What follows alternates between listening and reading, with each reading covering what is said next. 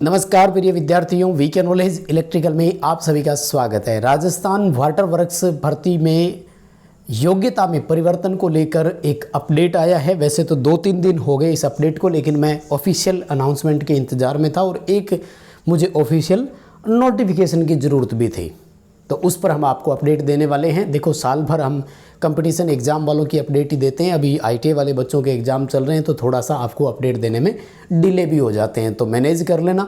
पूरा एनालिसिस और सटीक रिव्यू देंगे, कहीं भी आपको भ्रमित होने की ज़रूरत नहीं है। पूरा वीडियो लास्ट तक देखना।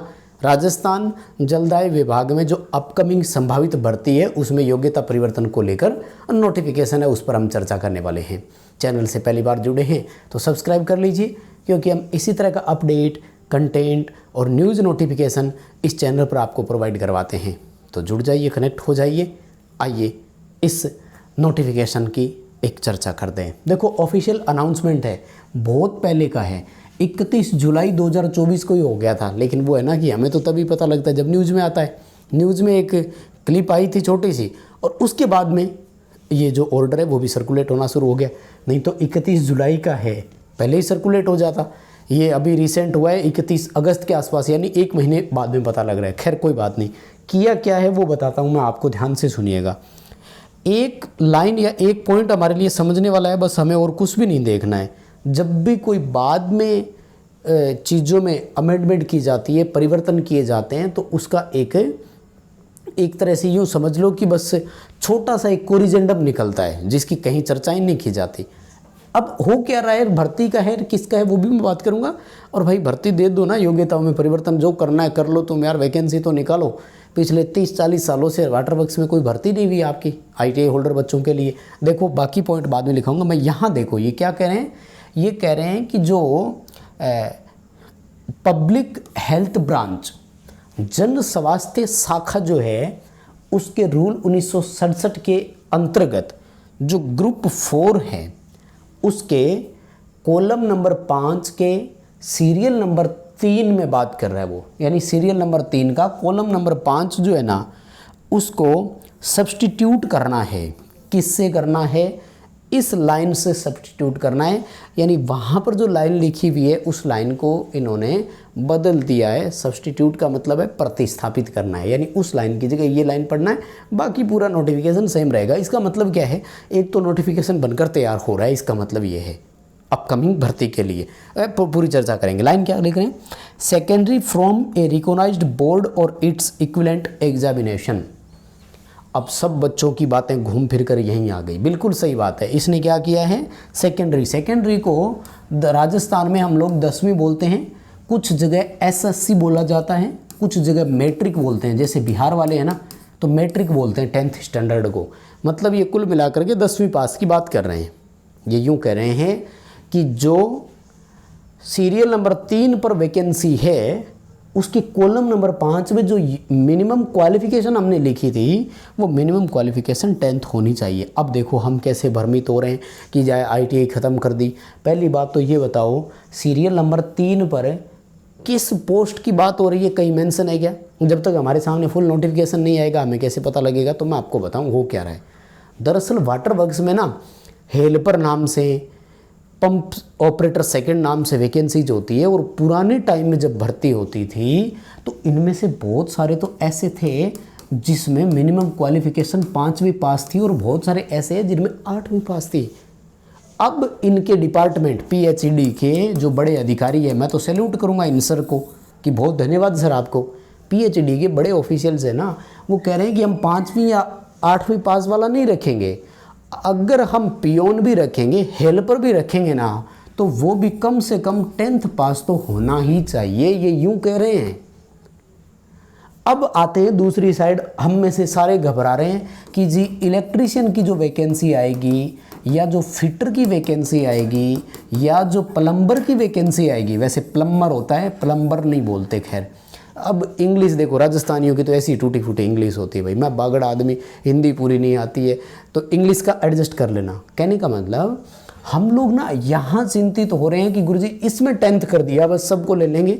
ऐसा नहीं है, ये तो उनको भी पता है। इलेक्ट्रीशियन का काम 10वीं पास से कराएंगे, भाई साहब हालत ख़राब हो जाएगी, काम करवाने वाले परेशान हो जाते हैं। हमें पता है ना, हमारे पास जब अनस्किल्ड कोई ठेकेदार का आदमी आ जाता है तो हम उसको कैसे काम सिखाते हैं और काम लेते हैं, हमें पता है। प्लायर तक पकड़ना नहीं आता सर, उनको ये तक नहीं पता कि स्क्रू ड्राइवर कौन सा है, प्लायर कौन सा है। उनको बोल दें कि ये स्विच से सप्लाई ऑफ करनी है तो नहीं पता उनको। उनको बोल दें कि ये पैनल लगाओ तो उनको पता ही नहीं पैनल होता क्या है। कॉन्टेक्टर, ओवरलोड, रिले, ये सब तो बहुत बाद की बात है। तो आप क्या सोच रहे हैं कि इलेक्ट्रीशियन के लिए वाटर वर्क्स वाले 10वीं पास वाले को लगा लेंगे? कहाँ की बात हो रही है सर, ये कहाँ की बात हो रही है? चिंता मत करो, कुछ भी नहीं होने वाला है आपके लिए। आपकी ITI सेफ है।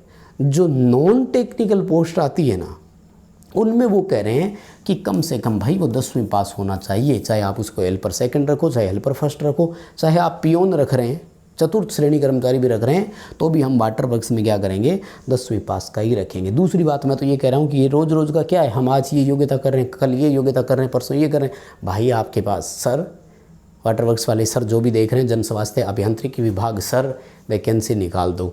बेरोजगार बच्चे बहुत परेशान हो रहे हैं। हकीकत हम जानते हैं बच्चों की, या बच्चे जानते हैं।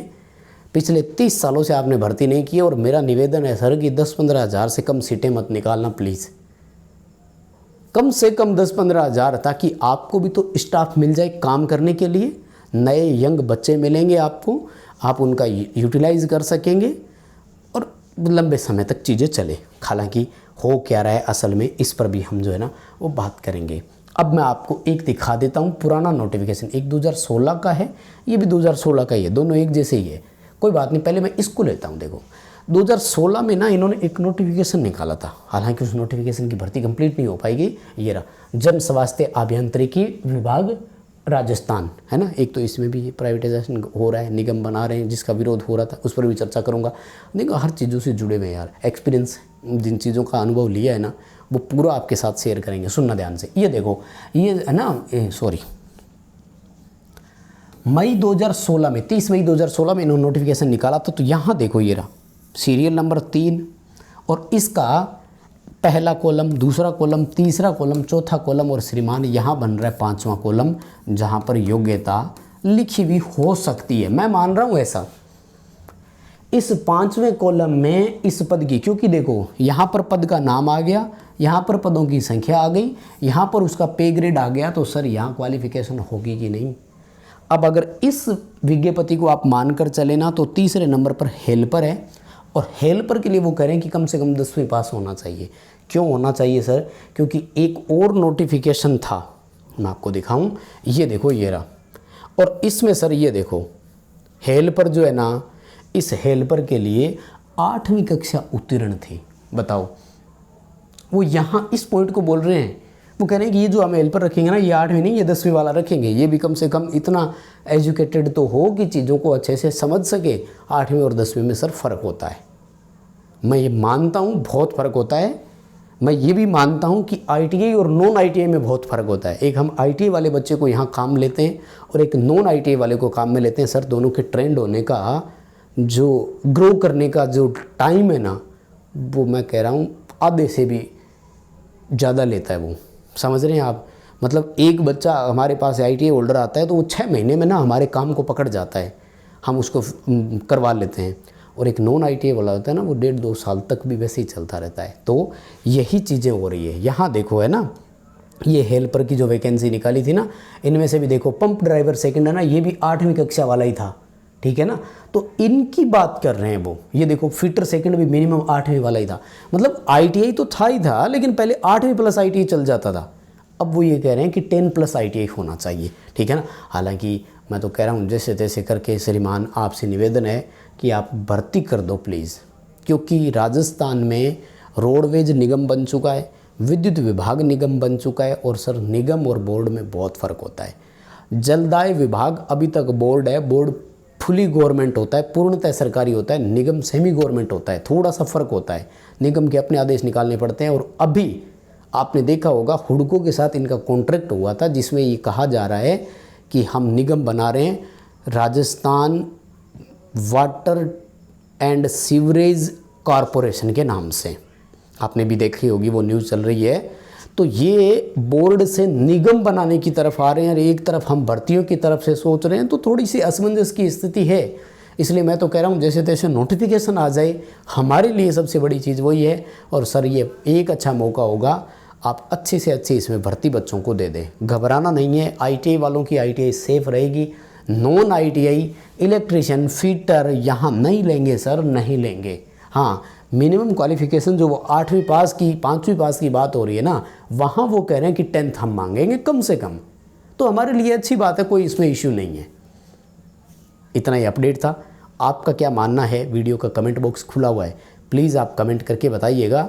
और अगर हमारी बातों से आप सहमत हैं तो प्लीज़ वीडियो को लाइक ज़रूर करेंगे। बहुत बहुत धन्यवाद।